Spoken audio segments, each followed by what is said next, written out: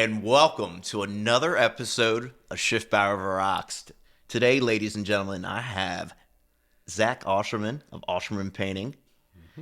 Looking forward to having you on, man. I know we've known each other for a little bit outside the world of Facebook and podcasting, but you got a really cool company and you're doing some really cool things. I figured, let's just hop on, have a bourbon or two, and just talk it up. Sounds good, man.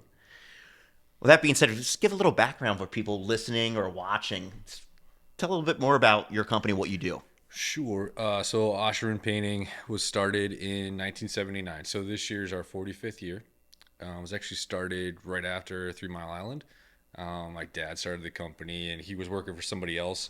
And they told him that if he left, he wouldn't have a job. He did, like a lot of people did, because it was a scary time. When he came back, he started his own thing.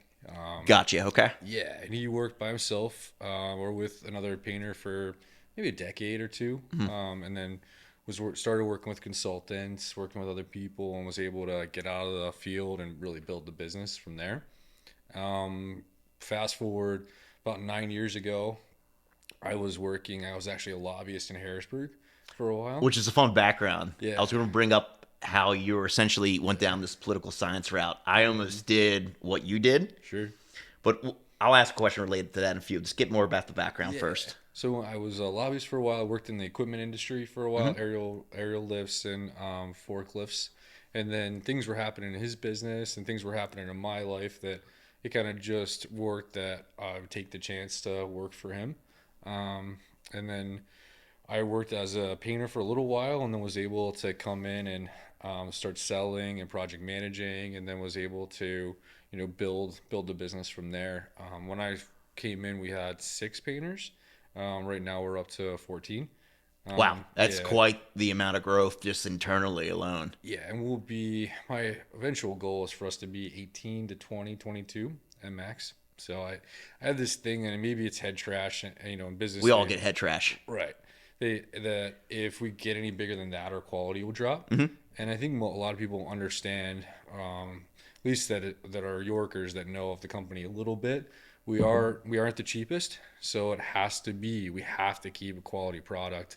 Yeah, and I just feel like if I would lose a little bit more control if it got too big. And honestly, I'm the kind of guy I don't need to take over the world. I'm okay at that level, and I'll have a nice life, be able to provide a nice life for my employees and all that, at that level. So even now we do. I think from an entrepreneur standpoint, to truly be successful is designing the life and business that you want for yourself and your employees. Right. So you don't have to take over the world. Right. It's like what's the ideal, Osherman painting? Or like, what is that for you? What is that for the employees? And what's that for the community? I mean, I know everybody looks at like the Grant Cardone stuff, the 10X, all that stuff. Hey, 10X. Right. I got some units for you. So I mean, you can take some things from that for sure. But like you said, I mean, I do think that as you grow, their headaches are added. It's different headaches for sure. I like to call them growing pains almost. Right. But I like knowing my employees. I like knowing a little bit about them. And once you get to a point, and there are some painting companies not far from here that are large, down in Baltimore, over Lancaster, that are, 50, 60, 70 employees. There's no way the owners know they're all the employees. They don't, No. even if they say they do. Right. So, and I don't want to get to that point. I want to know a little bit about all of them. I'm not going to be their best friend, of course, but I want to know like what I'm investing in. What am I, spending my evenings, working for them is what I'm trying to do. Yeah. When we sell stuff, it's, I'll still have the income, but if we don't sell anything for them to go paint, they're not getting a wage. So it's why we push to make sales and all that so that we can support them. So you mentioned earlier, I thought it was interesting, where essentially your employees doubled since you kind of taken the reins of the business. Ideally, you want to grow a little bit further based on that you shared with today. While that growth occurred to date, that doubling effect almost, was it intentional as it was occurring, or was it like, oh shit, we just need more employees at the time? Looking back on it. That's an interesting question. I think probably half and half, Okay. honestly. It was a thing where as you take care of your customers and as you create relationships with them, with our industry, you can. I mean, we've had customers we've done 4, 5, 6 projects with, so they call us, every couple of years. If you keep doing well for them, they'll keep calling you, and then you add another set of new customers, then you add another new set of customers, and it just kind of, grows that way. And it's just doing good work allows you to organically grow. The other aspect that I think really added onto it is I live in Mechanicsburg. Yeah. So and I put a Google My Business profile up there, and that really helped bring traffic in from Mechanicsburg, Camp Hill, New Cumberland, Carlisle, and we've grown up there a lot. Well, probably 6, 7 years ago, we would have done 20 to 30 projects. Now we're closer to 100. Oh, that's crazy. That's like Yeah. 5x right there. Right. And it's, in Cumberland County, I think I don't know for sure, but I think it's still the fastest growing county in the state. So there's a little bit of a vacuum there that we want to, take advantage of. Tap into. Yeah. Yeah. It's always fascinating hearing how growth occurs. Right. Because I really do feel like it's almost like, even if you want it and plan it, there's still a little oh shit factor to how it plays out. Yeah. Like you're kind of like juggling almost, trying to make everything happen. Well, in a service-related business, a lot of times it's, okay, do I need more employees or do I need more sales? And it's amazing how quick that can shift. Oh yeah. Yeah. Like almost overnight in certain retrospects. Right. And I think honestly, the better ones are never comfortable. They're either working on one or the other. I want to bring it back a little bit. Yeah. Because I thought it's so fascinating, your political science background. How do you, or let me rephrase this, do you take anything just from like a political strategy standpoint and apply it to business strategy? Yeah, I mean, I think a lot of political strategy mirrors marketing strategy. I agree with you on that. Right. I mean, it's how you word things. It's how you present things. Yeah, I mean, the social proof is huge in both. Especially in the trades with Right. you're in. I 100% agree with you on that. Right. So when you're lobbying or when you're pushing an issue, if you have a problem getting one politician on your side, what you do is you go talk to all his friends, and maybe they're on or her friends, and maybe you can push them to go talk to them and get them to where you want them to be. And it's, that it's real similar with all the Google reviews that we have. Just having people that are willing to, if it's a prospective customer, that prospective customer can call them and say they've done well. We have a group of them. It's all related, similar to that. Yeah. I just think it's very fascinating because I almost went Yeah. into poli-sci Yeah. in college studying it, and I definitely see some similarities, like you mentioned earlier, with like the messaging. Yeah. Political. I mean, It's very close. It is, but I mean, on that side of stuff, it's frustrating. You have to have some tough skin to get through a lot of that. I mean, The same thing as being a business owner. right, but and the stuff that they forget that they're talking about real people. I almost felt like you're in a sandbox where these little kids are kicking sand at each other. Like, Not realizing real people are at stake here with Right. what we're talking about, which is crazy to think, but I'm not surprised to hear that. right, it's like a game to a lot of them, and it's just sucks. And that's just the nature of business. Right, No, that business, right, unfortunately. right. Switching gears here a little bit. You talked about acquiring business, and I always tell folks, I think it's to acquire business, it's having a good acquisition strategy is almost like a good bar stool. You want 3 to 4 legs where you're getting things coming in from different channels. It's sturdy. Sure. So if you only have 1 or 2 legs, you're going to fall on your ass at some point, Sure. potentially. You mentioned how you got some great word of mouth and referrals. The classic, hey, Oshman did our painting. Okay, we're going to have him do our painting too. Really working to get Google reviews. What really goes into like your thought process on acquiring a new business? Because to me, you have a bar stool as a business owner. You do that acquisition part very well. Sure. Acquiring new businesses, good question. I mean, we've done some paid ads, not a ton. We do direct mail, And it's funny. There's a lot of it's a kind of debate in some of the industry too that well, direct mail and paper is gone. It's not true. I think you have to have a combination of all of it. And direct mail has worked really well for us in the past. We did last year we did a Valentine's Day flyer right right around this time last year. Got a huge amount of reaction from that, and all it said was we love with a big heart York, or we love Mechanicsburg. Really? Right. It's simple. Right, real simple with a little bit of a discount structure Yeah. involved with it, and we got all kinds of calls from that. That's fascinating. Yeah, I think with at least for us, what's worked is you pin it to something. So like we pinned it to Valentine's Day, so that they have something to connect it to. When we do we call our customer reactivation campaign in the fall, a lot of time that's connected to Thanksgiving or Halloween, Thanksgiving, and Christmas. So if you can have them think of us interacting with a holiday or with something else that's common to them, I think it spurs stuff for sure. And you touched on a really interesting point where you send this direct mailer out Valentine's Day. You have like this soft offer where like the discount. It's not like it didn't sound like a hard like call to action. It was just kind of acknowledging the local area and that local audience. I feel like as people, even outside business, it's like we all like to be acknowledged. All right. Even if we don't, it's certain times of the year, like if someone says happy birthday to you, you love that. Right. So like I feel like you doing that campaign around Valentine's Day was like, we love this area and the people we serve. And people were like, even subconsciously more inclined to like call to reach out about this discount. It's amazing. We still get calls from that flyer. Even I think a month ago we got a call from it. People kept it. Put on their bulletin board. When they were ready, they called us. Yeah, it's just the odd thing that I found over the years with this is sometimes the funny stuff or the little quirky stuff is what really hits people.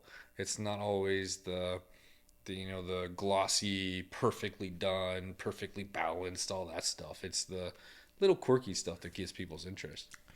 People want things that seem authentic. Sure. Even if it is quirky or smart in nature. Because I know you see it, especially, being in the trades, and I see it just being in the trades from a different perspective. But like sometimes these super clean call to actions, like act now. We're going to build your dream home. $1,500 off, and then everyone's doing it. It's like cookie cutter, Right? And it doesn't seem authentic in a way at that point. Then, Right. It's like if you can like do something, even if it is quirky, to get someone's attention, it resonates a lot more at that point. Right. And even at the high price points that we're at, it still works, which I was a little surprised. Yeah, because I always think about like, what is your customer experience like when you're going to buy a high-end car?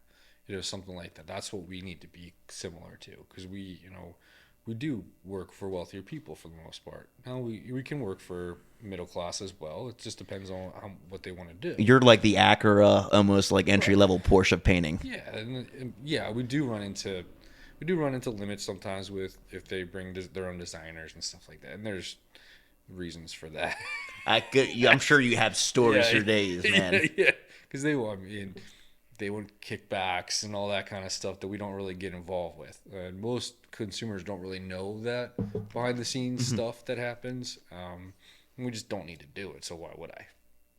Yeah, we run into ceilings sometimes for sure. I want to touch on, kind of take it back a little bit. You built your workforce up. How do you manage and or like adapt to like that culture where like all of a sudden we got more heads in the door? Well, to me, it was all about communication. So, I still remember. So I went to Juniata, and I remember my business classes. I love their billboards, by the way. Yeah. When they had This like is how you pronounce it. The phonics, Juniata. It's clever. Yeah, because a lot of people don't know how to pronounce it. No, I used to butcher it. Yeah. So and I remember in my business classes we would do case studies, Harvard business case studies and everything, and my professor would say you can't use communication as the issue because every business has communication issues. Oh, 100%. Right. So you'd have to find even from like a stuff. consumer to product standpoint. Right.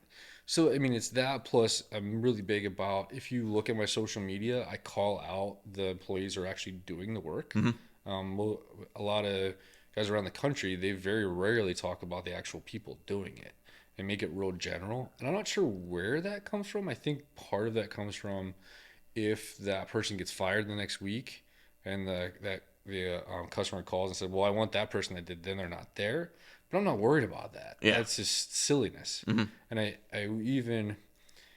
see my marketing as giving credit where credit's due. I also see it as a first step into bringing good people in, because if they're looking at companies, they're going to be seeing our social media too, and they're going to be seeing that credit was given to John or Liz or Brent or all that, and then okay, maybe it's a company that really cares that what their people do.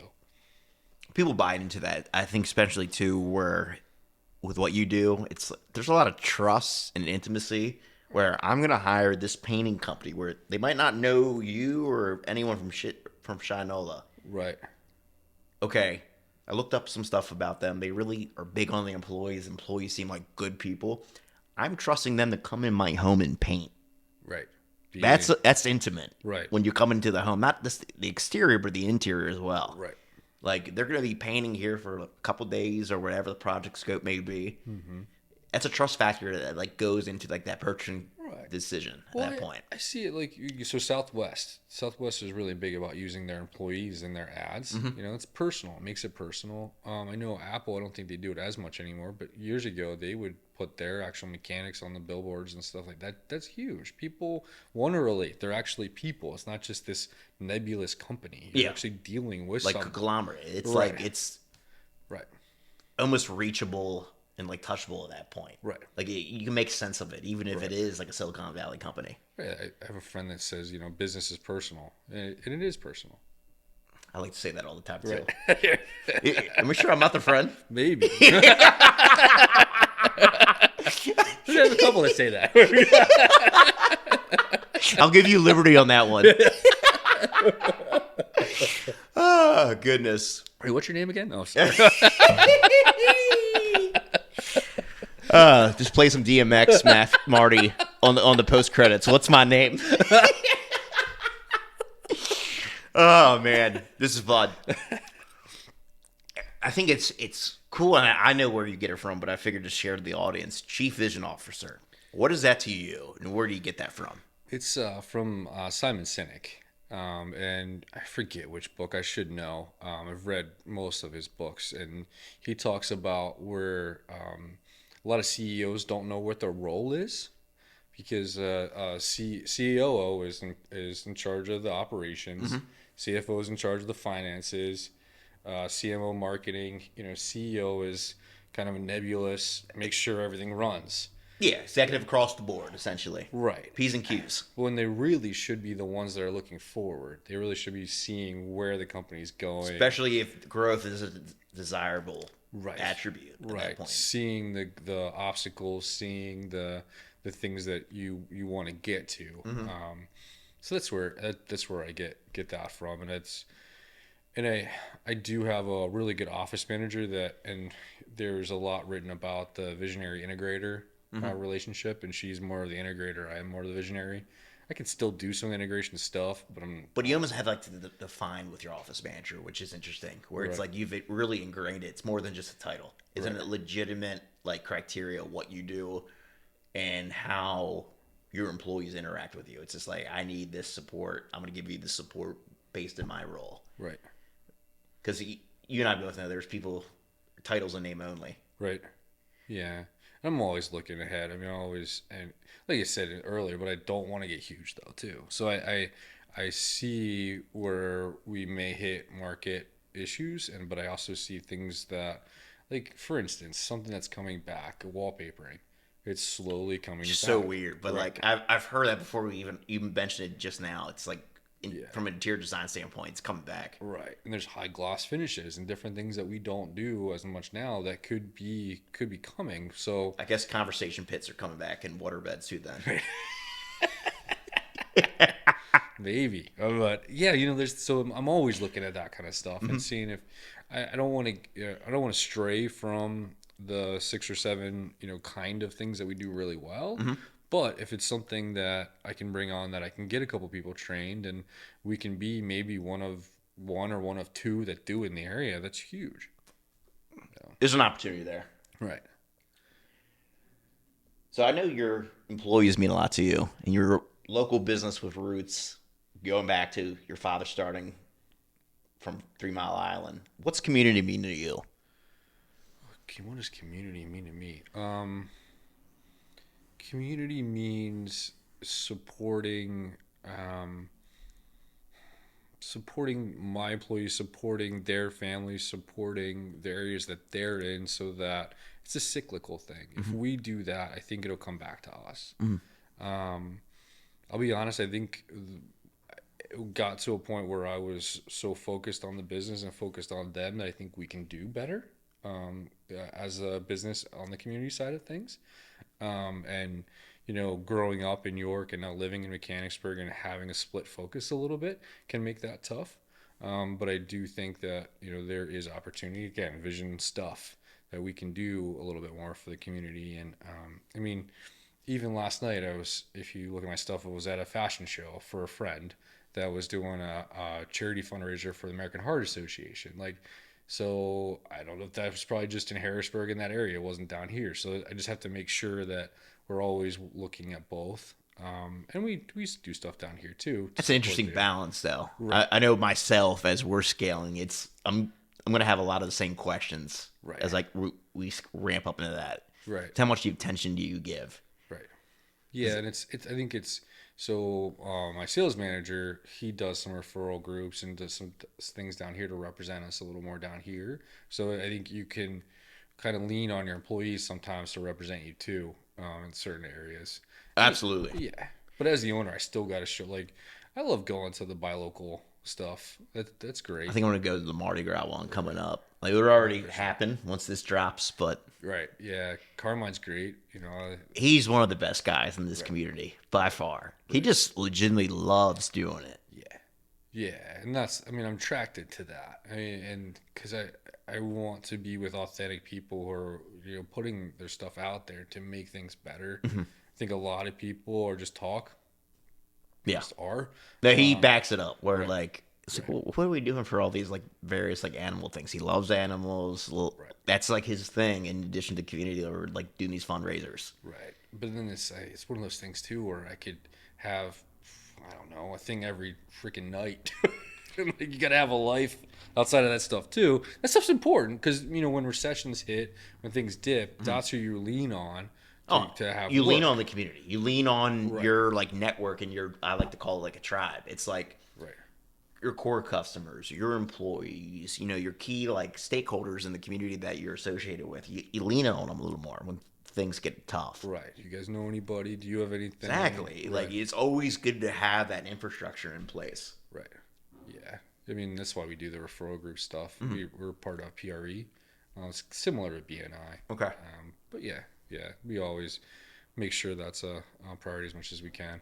So it's one of those things where I would love at some point to be what we wanted my dad to be was the rainmaker. You call him, so he does all those groups and gets all those leads in, and then we just handle it, make it happen.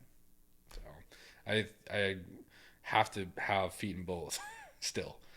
Maybe down the road I'll be just that, but for now I have to. And I sell a good amount still.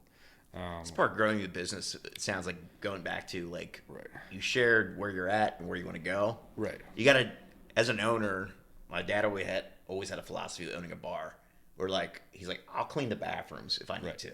Right. And sometimes as a business owner, I feel like you got to have that mentality where take the trash out, sweep the floor. Absolutely. Going to come and do sales if the estimators need help, Right. Things like that. Oversee jobs on your end. Right. I say it's like a roller coaster. So there are times when I really got to ramp up the amount of stuff that I do, and I'll work harder than anybody in the company. But then there are times when I'm not working as much as the others, and I just try to balance things out.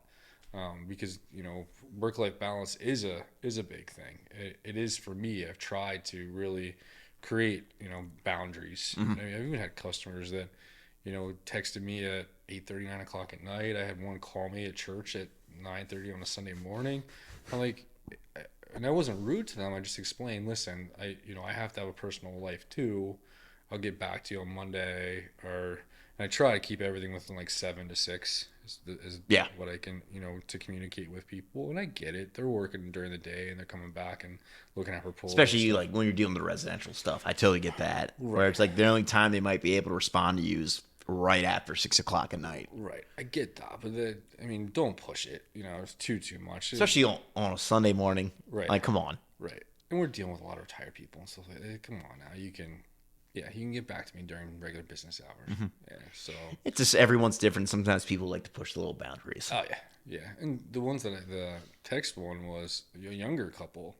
And they just everybody's used to instant gratification now. You can automate stuff to a point, but at our price point for things, people still want personal. They still want personal touches. I'm not going to automate everything. Yeah, you can't. Like, even in like our world where we lean on AI and automations for certain things, you can't. Right. We've gotten over 350 Google reviews, 5-star Google reviews. Some of that is just me. I do have a form email, but I'll change like 2 or 3 sentences in there just to make it specific to the customer, so that they feel that it's more resonant based on the intel you have on the project. Right. So and that spurs them up more than just some form thing that comes out to every customer that maybe changes the first name.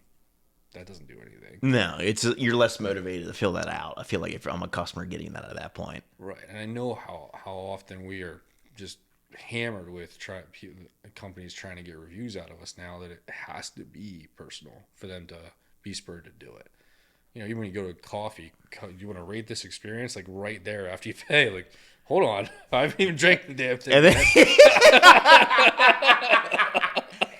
this could be awful, and I don't even know it yet. And then the tip thing's always awkward. Like, yeah, I'm a big tipper, just coming from like a restaurant background, but it's like sometimes it's like, do I gotta really tip you here, or like, do I really tip 20-30% here? Like, what's the boundaries? Like, this is a gray area. Like, I'm getting my own cup of coffee. Like, how much am I tipping you? Right. Some people might think I'm a cheap asshole, but hey, each his own. No, there's a lot of debate in that side of things right now, I think, because it makes it easier for a company to have it right there, so you can do it when you're. It's just, I get it from a corporation standpoint. It's just like we're for employees. We're always looking out for them. Right. But this isn't like the end consumer. It's like. Right. Does that really help them? That's interesting. Yeah. Yeah, tip culture, like, it's getting kind of perverted, in my opinion. Yeah. Or like it's almost expected when like not earned. Right. Like, I get people work for tips, coming from that background. It's not earned. Right. It's interesting. Yeah. Super fascinating. I don't know. Some people might think I'm completely wrong, but that's okay. The person at the cash register doing your groceries has spent more time than that person just giving you a cup. Shouldn't you be tipping that person at the I never thought about grocery store? that kind of scenario. That's actually interesting to ponder. I wouldn't be surprised if there's like grocery stores out there where they have like a tipping thing there. I know some of them are getting away from the automatic registers because people are pissed about that. Oh, it's awful. It's just like, yeah, like, why? Right. What do I want to do this? Why am I doing your job? I want someone to do it for me. Even if I have to wait an extra minute or two, please do it for me. Like, it's okay. That my time's not that valuable. Right. So I gotta ask, pickleball, what's up? Like, I just see you beginning into it. It looks fun. I hear a lot of like, it's like a trending thing now. Like, It is a trending thing. Yeah. is it like tennis or is it like different? You haven't played it at all? I haven't played yet. All right, We'll have to play. I'll have to bring my paddles down. Yeah, I'm in the White Rose Associations. I've never played at their course, but they're pretty big. It's fun. The fun part about it is any age group can play together, and even some of the older people, just knowing how to play angles and all that kind of stuff. You can go up against some older people that can kick your ass. I got old man strength is a real thing. Yeah, it's amazing. You're not at an advantage for being young and being able to run around. You're not. There's some of these old guys that have fast hands, kick your ass. Yeah, so it's like a little workout. It's just fun. Yeah, I haven't done much in a little while. I think probably just because of the winter, but I know there's there's indoor ones popping up all over the place. You know? My only real hobby, like outside, like doing these podcasts, shameless plug. I just like watching movies. Sure. I watched like 80 last year. I realized, Okay. which is kind of a lot. Yeah. Like just like wholeheartedly sat down and like watched like a full movie, Wow. Do you follow like a chronological order or anything, or just they're all over the place? all over the place. Okay. Like Certain director and you watch all I'll the read. directors? Nah, like Yeah. I thought about that though. Like going like a little like binges almost. Like this director or that actor. But like I'll watch like a weird like I watched like a foreign film the other night. It was like imagine like you ever see like La La Land? It's like it was like a Russian Cold War like La La Land. Nice. Super interesting. But then like I'll watch like trashy like Steven Seagal movies mixed in there. Like it's very diverse. So to me, it's just a way for like as an entrepreneur to turn my brain off for a little bit. Sure. Like get off the laptop. If I find myself like this working on things on the back end late at one night, like 9, 10 o'clock, no, let's turn it off, Sure. chill out. I think that's really important. Well, we talked about it before you started recording. How it's important to me that the company's not me, and I need some separation. So I mean, play pickleball. I do CrossFit. Has been a big thing for me the last year and a half. You fell into that, but we I did. legitimately, I enjoy it. but legitimately though, like he loves Yeah. it. You Yeah. kill it though too. Yeah. I mean, I my girlfriend gives me a little grief because I'm sore all the time. Well, she's like, "You're doing crazy stuff." I'm like, "Yeah, we're doing crazy stuff, but it's still good. I feel good. I look better. All that stuff." As long as you feel good about whatever you're doing, Right. to me, it's a win. Yeah. I love skiing, but skiing has been rough this year. I mean, it's today. It's barely winter. I feel like Right. I feel like 62. Pennsylvania, like south, like central Pennsylvania is like Pacific Northwest. 62 weather. degrees right now. Weird, and then it's like muggy. Yeah. So that's been a little bit of a crapshoot for the amount of money I paid for those. Oof. Oh well. What are you gonna do? Hey, well, Marty's signaling for the last call, Zach. Okay. But I got one final question, but anything that you want to like send off with in particular? I mean, just we're here. If you have high-end painting needs, and give us a call. We've been around for a long time. We back up all our work. That's one thing that sets us apart from a lot of people. If something isn't quite right, we're gonna come back and make it right.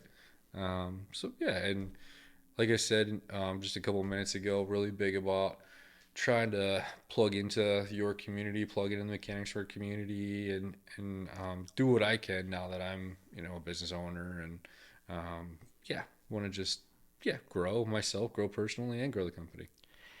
My final question for you. It'll lead us perfectly. Growth and entrepreneurship. What does really like entrepreneurship mean to you at this point in your journey as like an owner?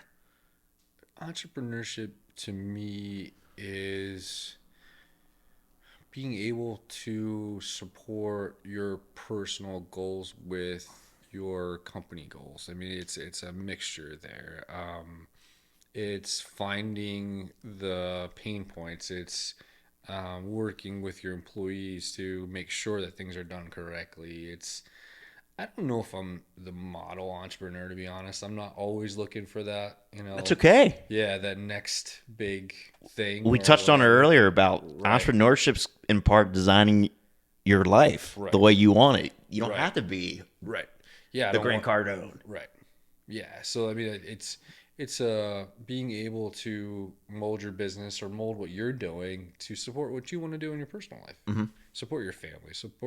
And don't forget about your employees, because it's weird, but I make decisions almost every day. In the back of my mind, it's like, if I was an employee, I would do that. But now that I'm an owner and I have to think about not only my family, but the families of 14 people, no, I'm not going to do that because it could affect them too. So I think like that. Zach, it's been a pleasure, man. Yeah, man. We'll have to go Hamirs again soon. Absolutely. All right. Well, thank you for coming on. It's been a pleasure. Thanks for tuning in, everybody.